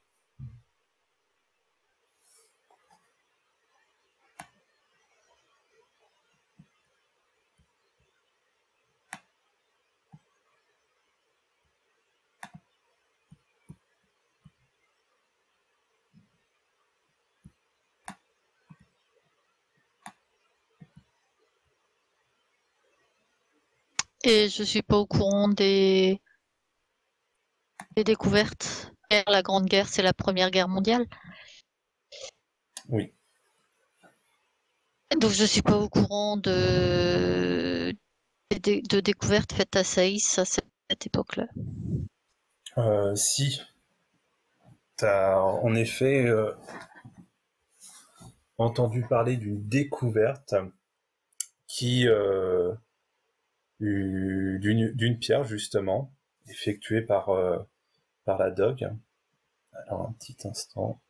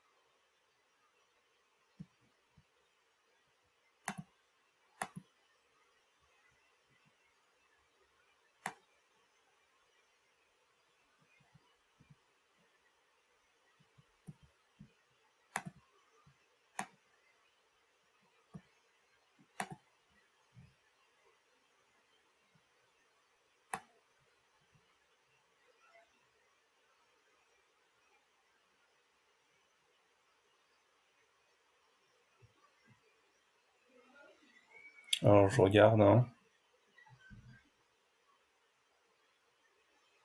Tu sais que oui, ils ont fait une découverte à Saïs d'une pierre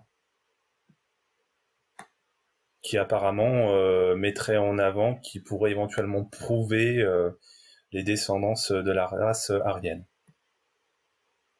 Voilà ce dont tu... La descendance, c'est-à-dire, c'est pas l'ascendance plutôt?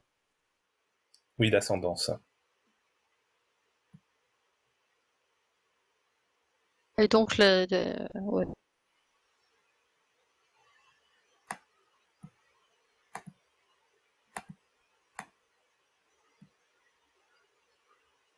Et du coup, enfin, et une ascendance. On a tous une ascendance. Qu'est-ce qu'elle aurait de spécial, celle-là? Ce serait, en fait, apparemment, il y aurait, par rapport aux traductions qui auraient été faites, tu aurais entendu dire au sein de ce club, alors tu savais que cette pierre avait été découverte, une autre pierre de Rosette, mais ce que tu as appris de plus au sein du club, de la lecture du Sphinx, c'est que il y aurait un lien entre, du moins ils essayent, la Dog essaye de prouver le lien qu'aurait la race aryenne avec des peuples évolués, une civilisation évoluée du temps des pharaons.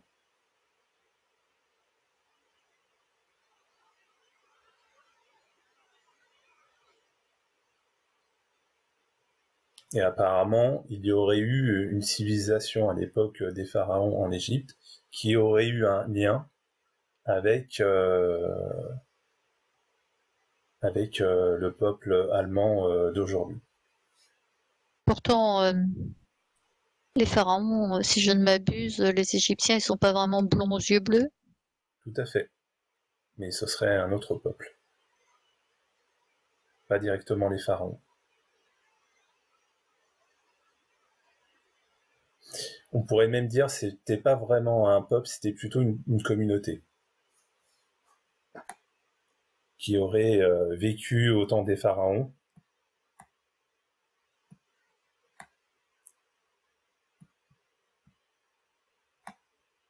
Et qui aurait apporté leur savoir et leur technologie.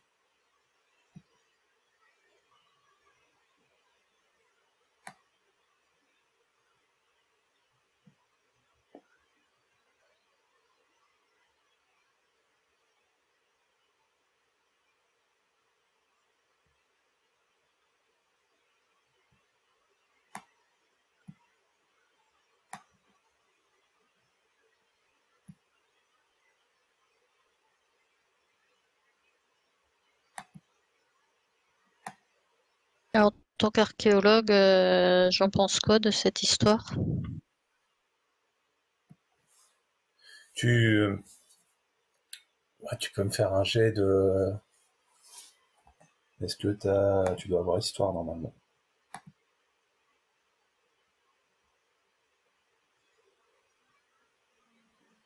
Tu Oui. peux me faire un jet d'histoire.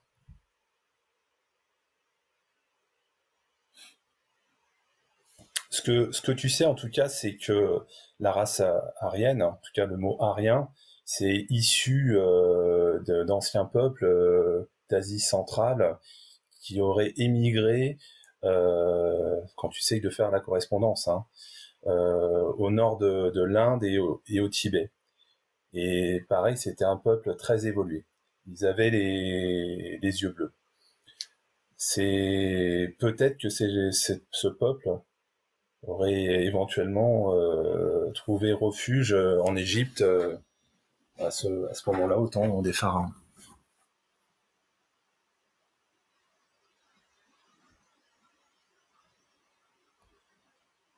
Tu te dis que c'est peut-être ce peuple.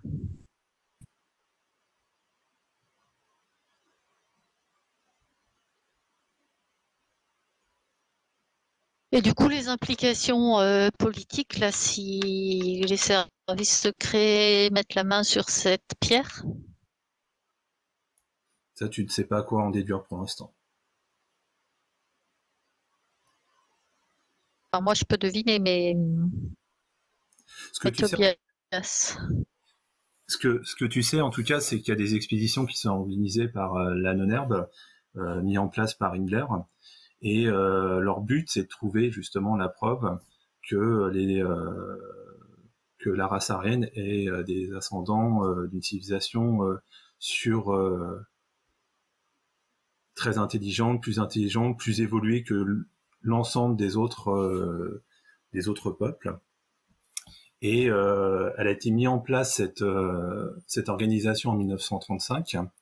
Et ils ont commencé à effectuer des expéditions alors en Finlande pour essayer de faire la correspondance entre certains sites archéologiques et essayer de trouver justement des preuves que il y aurait, je sais pas, dans le langage germanique des associations, dans les textes qu'ils auraient retrouvés. Pareil, ils ont fait aussi d'autres fouilles dans le nord. Donc voilà, tu sais que le Führer il est très attaché à cela pour prouver scientifiquement que la race aryenne est la plus grande des races sur Terre. Voilà, mais c'est qu'au niveau finalement idéologique. Ouais, chacun sa petite marotte.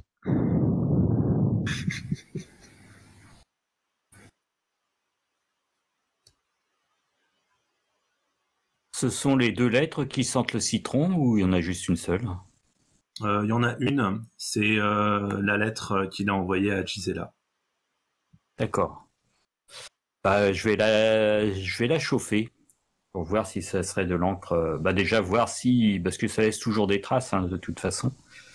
S'il y a d'autres inscriptions à la lumière qui apparaîtraient. Tu fais dessus. Alors, ouais, avec une petite flamme ou je sais pas, une petite ampoule, ouais, tu mets cette petite lettre au-dessus, quoi, on s'en cave bien sûr de pas mettre le feu. Et tu vois que un texte commence à apparaître. Et aussi un symbole. Je vous partage.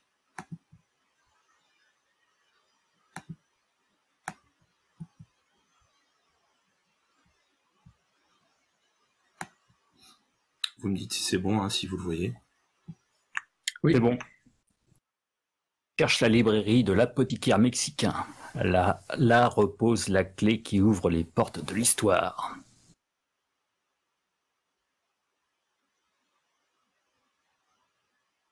Tobias, ça te dit quelque chose ce symbole? Alors attends, je regarde. L'apothicaire mexicain. Ouais, pour un jet, tu peux me faire un jet d'occultisme. Oh. J'espère que je réussirai mieux que l'autre.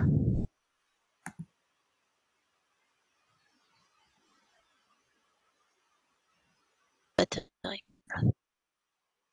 Bah, il te semble avoir vu que un établissement dans le vieux quartier. Mais il faudrait que tu retournes dans le quartier pour essayer de le repérer. Tu te souviens plus trop où il est, mais tu arrives à peu près à localiser la zone. Je dis que ça pourrait peut-être correspondre. En revanche, ce qui te fait percuter tout de suite, c'est le symbole. Le symbole que tu vois, en fait, Ouais. c'est le symbole de ton club de lecture. Ah oui. C'est en fait le club de lecture du Sphinx auquel tu fais partie. Ce qu'il faut savoir, c'est un club orienté occultisme et que récemment, enfin depuis l'arrivée des Allemands en Autriche, tu sens que ça commence à partir vers des groupes un petit peu, enfin des nouveaux adhérents sont assez extrémistes au niveau de leurs idées et qu'ils essayent. Certains font partie d'ailleurs de la Nonherbe de Himmler et leur discussion devient de plus en plus disons choquante, extrémiste. Ce que tu sais en tout cas Vienne, par rapport à Vienne et puis l'occulte, ce que tu sais, c'est que ça a été la cachette de la lance du Destion, donc c'est l'agence qui transperça le Christ. Et cette lance était à Vienne depuis 1796, donc ça c'est pour information. Et qu'elle cache d'autres liens avec l'occulte. Et c'est ici en fait que l'ariosophie, c'est en fait l'idéologie ésotérique arienne de Guido van List et de Jörg Lanz van Liebensfeld. C'est que là, Vienne a commencé à gagner des partisans quand van List envoya ses théories à l'Académie impériale des sciences en 1903. Donc, c'est les deux créateurs, je vais vous partager leurs photos, de ce mouvement occulte mettant en avant la supériorité allemande dans leur théorie. Alors, certains éléments... une croix de Templier qu'il a ou ça n'a rien à voir? Alors, c'est quoi en fait? C'est la société de Tulé. C'est quoi? Alors, la société de Tulé, c'est... Je t'en bouge pas. Alors, certains discours de la fin du XIXe siècle, abondamment repris par la suite, affirment que Tulé aurait été le nom magique d'une civilisation germanique avancée, mais disparue. Cette idée a été reprise par les membres de la société de Tulé qui pensaient que Tulé était ce qui substituait d'un continent aujourd'hui disparu, appelé Hyperborée, et que ce continent était le berceau d'une civilisation nordique disparue, dont les secrets seraient conservés par des supérieurs inconnus. Tulé aurait été la capitale du premier continent colonisé par les Ariens. Et alors au départ, c'était une simple loge du Germano-Norden, une société secrète pangermaniste et orientée antisémite. Alors la société Tulé a été constituée par Rudolf Glower, qui se prétend baron Rudolf von Sevenstorf, le 17 août 1918, donc c'est celui qu'on voit à droite. Et diffusée à Munich, l'idéologie de cette société prônait l'antisémitisme, l'anti-républicanisme, le paganisme et le racisme. Donc, voilà.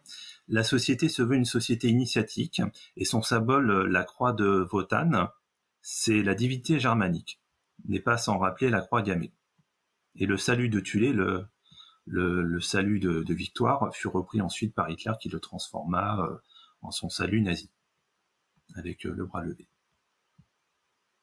Ensuite, donc en 1919, le responsable Seben Tenborf démis de ses fonctions par les membres de la société et commence ses voyages. Et il revient en Allemagne en 1933, espérant faire revivre la société sous le régime nazi. Il publie alors un écrit avant qu'Hitler ne vienne, un livre dans lequel il cherche à se poser en précurseur du Troisième Reich. Et le premier tirage de l'ouvrage se vendit assez bien, mais Hitler, indisposé par les prétentions de cet opportuniste, le fait ensuite interdire. Et il a été arrêté et envoyé dans un camp de concentration. Donc en effet, tout le côté marketing des nazis se sont inspirés de toutes ces mouvances occultes et des gens qui faisaient partie de l'ordre de Tulé. Tu sais qu'il y a des nouveaux adhérents au club, dans le club dans lequel tu fais partie, Tobias, et qui étaient liés à ce mouvement. Ouais, des excités du bulbe, quoi. Mm.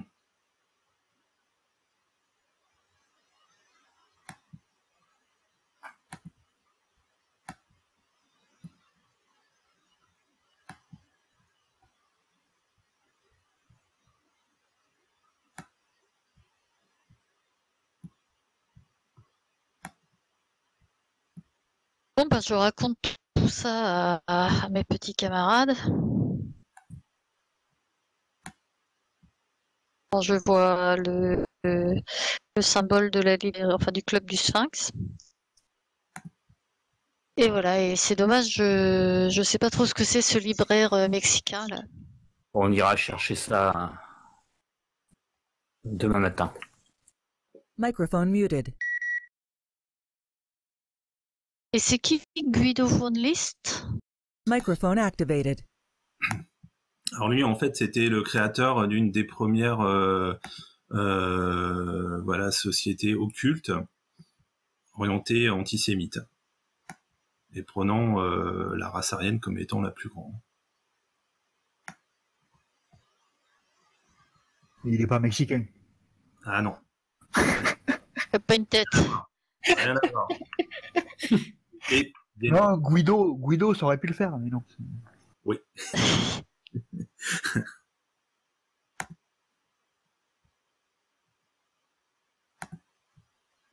Ouais, on va s'occuper de ça demain, mais par contre, je sais pas où, mais il va falloir faire attention quand même, parce que la Gestapo, à mon avis, elle a déjà fait le tour. Hein. À mon avis, elle a déjà dû aller à la maison du petit ami et même à son bureau d'études, je pense déjà. Donc, s'il faut, on trouvera. Oui, parce qu'apparemment, s'ils s'intéressaient à ça, c'est que ça devait les intéresser eux aussi. Pour moi, les documents, il les a mis en lieu sûr. Et c'est justement la clé qui ouvre le coffre ou l'endroit dans lequel il a déposé tous les documents qu'il avait trouvés au sujet de ces pierres noires et de Saïs. Peut-être qu'il l'aurait mis à la banque alors. Peut-être. En tout cas, il faudrait aller voir à la librairie de l'apothicaire mexicain, voir ce qu'il entend par une clé. Oui, c'est certain. Ça me dit quelque chose, moi, la librairie, il y a un truc comme ça à Vienne ou pas? Écoute, qu'est-ce que tu pourrais faire? Bon, vous pouvez tous me faire un jet d'occultisme. Vous n'avez pas beaucoup, mais... En tout cas, j'adore le nom, surtout quand c'est dit par Max. La librairie de l'apothicaire mexicain.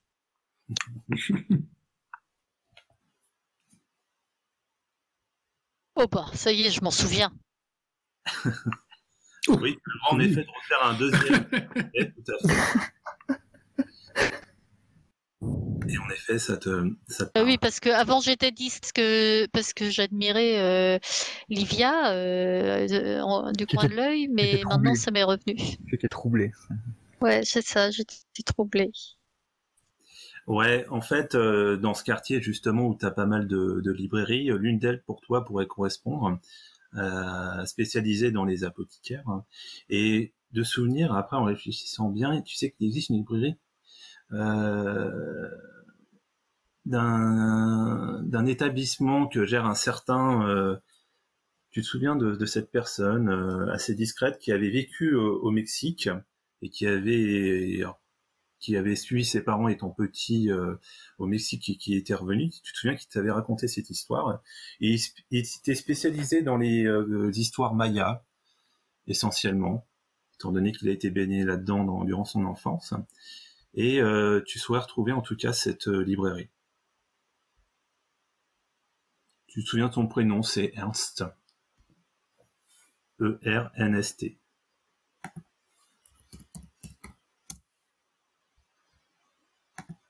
Et donc il n'est pas du tout mexicain. Quoi. Non, il est né à Vienne. Hein. Il est autrichien d'origine.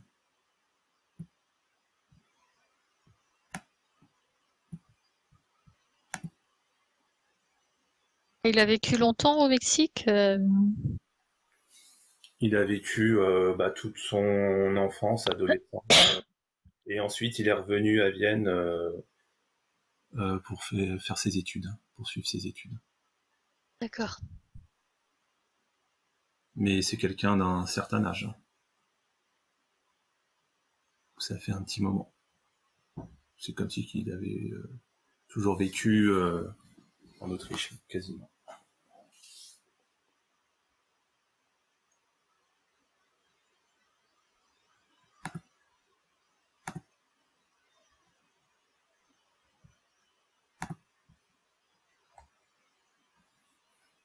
Et qu'est-ce qu'on est censé trouver, à votre avis, dans cette librairie? Enfin, auprès de ce monsieur. La clé.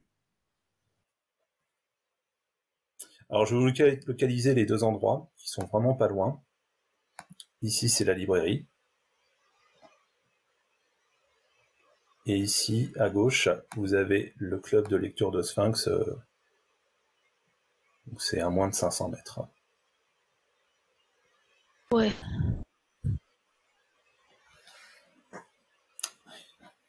Quelle est votre approche pour demain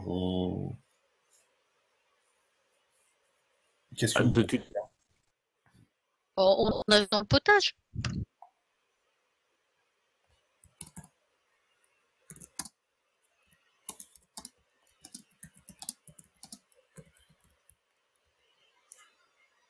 Non, ben, il va falloir qu'on rende visite à ce libraire, ce passionné de civilisation maya.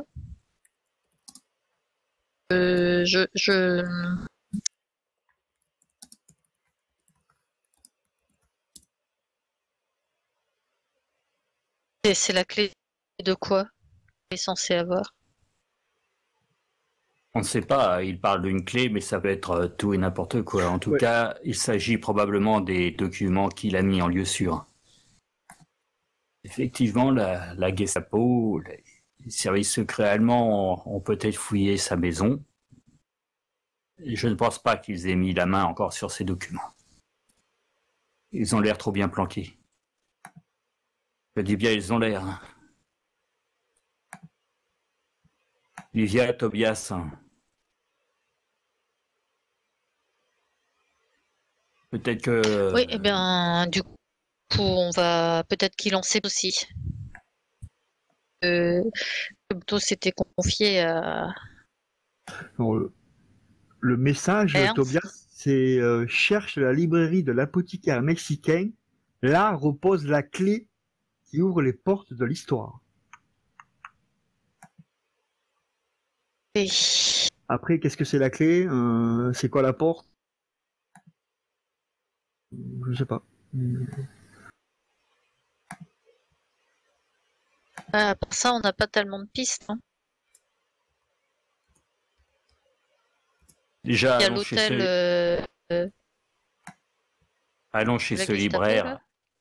Allons chez ce libraire et ensuite nous irons visiter l'appartement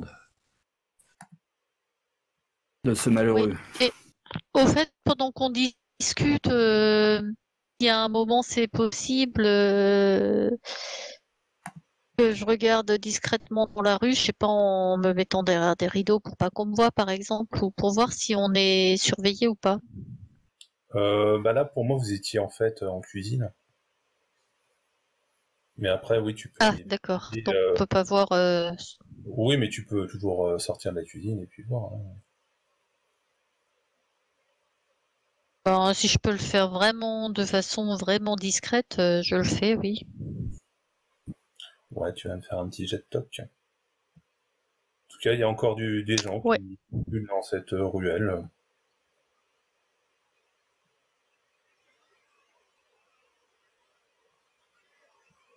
Non, il n'y a pas de personnes habillées en uniforme voilà, qui seraient éventuellement votre ennemi, ou des personnes que tu aurais aperçues au parc, notamment la personne suspecte. Non, tu ne... Ouais. Rien de... C'est plutôt rassurant. Oui, c'est ça. Donc, je suis plutôt détendue en disant que voilà, on va aller voir effectivement ce libraire mexicain, Vous y allez tous cet demain? apothicaire mexicain. Oui, je pense. Enfin, en tout cas, moi, j'accompagne volontiers. Bah, faut dire que plusieurs cerveaux ne seront pas trop hein, pour comprendre. Et puis surtout, s'il faut rechercher dans les livres, plus on est, plus vite on trouvera. Oui, puis aussi en cas de mauvaise rencontre, hein, avec les gaillards que j'ai vus hier soir, il faut quand même se méfier. Hein. Ok, très bien. Je vous propose d'arrêter là.